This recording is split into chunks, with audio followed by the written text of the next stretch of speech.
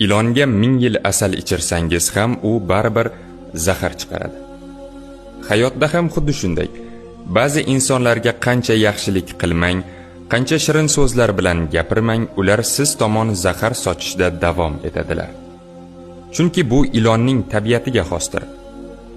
Ilon hatto uni qutqarmoqchi bo'lgan insonni ham chaqadi.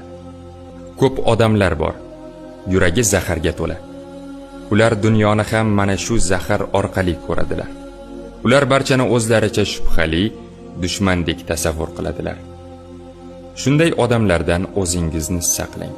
Ulardan uzoq yuring. Bunday insonlarni na tuzatish va na qutqarish mumkin, chunki ular faqat zahar bilan yashaganlari bois asalning ta'mini bilishmaydi. Ilonlarga joy faqat ilonlar orasidadir. Sarvar Rahimiy. Sog' bo'linglar.